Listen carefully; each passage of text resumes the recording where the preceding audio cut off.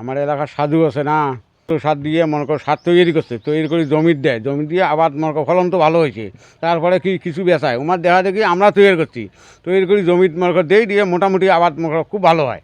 আমরা আগে এই গোবর সার দিয়ে আবাদ করতাম, আবাদ এখন রাসায়নিক সার হওয়ার কারণের জন্য আমরা আর গোবর সার আবাদ করি না।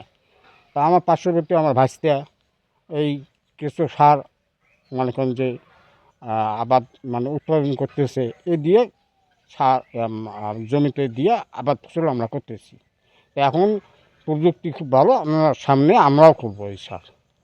আমার এলাকার চাষা সাজুসিয়া আজকে 4 বছর থেকে এই সার তৈরি করতেছে, তার জমিতে দিচ্ছে। হ্যাঁ, আবাদ কিস্তি ভালো হচ্ছে। ইনশাল্লাহ আমরাও এই এই সার আমরাও তৈরি করব। সরকার যদি হেল্প করে তাহলে বড় কিছু করার সম্ভাবনা থাকতে পারে। আমি গত 4 বছর থেকে কিছু কম্পোস্ট করতেছি। এটার গুণাগুণ অনেক, মাটির যে উর্বরতা শক্তি অনেক বৃদ্ধি করে, আবার এটা দীর্ঘস্থায়ী। অন্যান্য সার, রাসায়নিক সারের ক্ষতিকারক অনেক দিক আছে, কিন্তু এটাতে কোনো ক্ষতিকর কিছু নাই। আবার এই সারের অন্যান্য সারের এক সারের এক গুণাগুণ, আর এটার হলো সবগুলা গুণাগুণ একটা সারেই পাওয়া যায়। আমি এইটা দিয়ে যে ফসল করছি, ফসল অনেক ভালো হচ্ছে। ভবিষ্যতে আমি আরও বড় পরিসরে করার চিন্তাভাবনা করতেছি। সামনে সরকারের যদি কিছু সহযোগিতা পাওয়া যায় বা ভালো ট্রেনিং পাওয়া যায়, তাহলে হয়তো এর থেকে ভবিষ্যতে অনেক কিছু করা সম্ভব। আমি আমার এলাকাবাসীকেও উদ্বুদ্ধ করতেছি যাতে ভবিষ্যতে তারাও এই সার ব্যবহার করে এবং নিজে নিজে উৎপাদন করে। হলো এই সারটা আমরা যেভাবে তৈরি করতেছি, এটার জন্য প্রশিক্ষণের দরকার।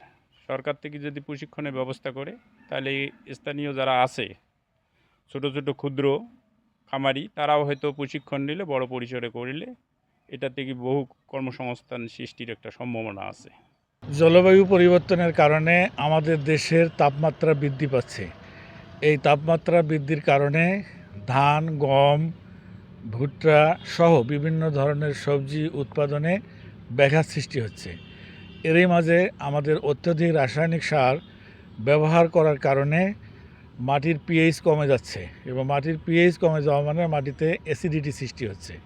মাটিতে যখন অ্যাসিডিটি সৃষ্টি হয়, তখন সাধারণভাবে উদ্ভিদ মাটিতে যে পুষ্টি উপাদানগুলো থাকে সেগুলো সহজভাবে শোষণ করতে পারে না। তাছাড়া অ্যালুমিনিয়াম এবং ম্যাঙ্গানিজের আধিক্যের কারণে গাছের শিকড় পচে যায়। তো এভাবে যদি আমরা ফসল বৃদ্ধির জন্য বা ফলন বৃদ্ধির জন্য সবসময় রাসায়নিক সার মাত্রাতিরিক্ত ব্যবহার করি, তাহলে জমিতে অ্যাসিডিটির পরিমাণ বৃদ্ধি পাবে এবং ফসল উৎপাদন ব্যাহত হবে। এটি থেকে পরিত্রাণ পেতে আমাদেরকে অবশ্যই বিভিন্ন ধরনের জৈব সার বা ভার্মি কম্পোস্ট ব্যবহার করতে হবে। মাটির স্বাস্থ্য রক্ষায় যে সকল অণুজীব কাজ করে, সে সকল অণুজীব সক্রিয় হয় এবং তারা সুন্দরভাবে বেঁচে থাকতে পারে, যার ফলে মাটির স্বাস্থ্য একটি সুন্দর বাস্তবসম্মত পরিবেশ অবস্থায় থাকে, যা ফসলের দীর্ঘমেয়াদী বৃদ্ধির জন্য, খাদ্য নিরাপত্তার জন্য অত্যন্ত উপযোগী। তাই আসুন আমরা রাসায়নিক সারের ব্যবহার কমিয়ে জৈব সারের ব্যবহার বৃদ্ধি করি এবং আমাদের খাদ্য নিরাপত্তা নিশ্চিত করি।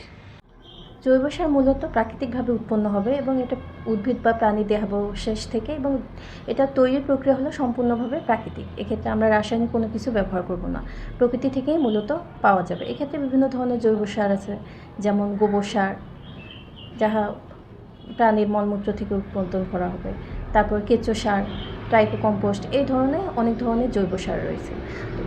জৈব সার আমরা মূলত ব্যবহার করব আমাদের মাটির গুণাগুণ রক্ষা করার জন্য, মাটির স্বাস্থ্য রক্ষা করার জন্য। জৈব সার ব্যবহারে মাটির স্বাস্থ্য রক্ষা হয়, উর্বরতা বৃদ্ধি পায় এবং জৈব সার ধীরে ধীরে মাটিতে পুষ্টি উপাদান যোগ করে। জৈব সার ব্যবহারে মাটির যে পানি ধারণ ক্ষমতাটা ভালো থাকে। আমাদের মূলত এখন আগে যেমন জমি আমরা 1 ফসলি ছিল বা 2 ফসলি ছিল, এখন আমাদের জমি 3 ফসলি 4 ফসলি পর্যন্ত হয়ে যাচ্ছে। সেক্ষেত্রে দেখা যাচ্ছে যে মাটির যে স্বাস্থ্যটা, মাটির উর্বরতা শক্তি দিন দিন কমে যাচ্ছে।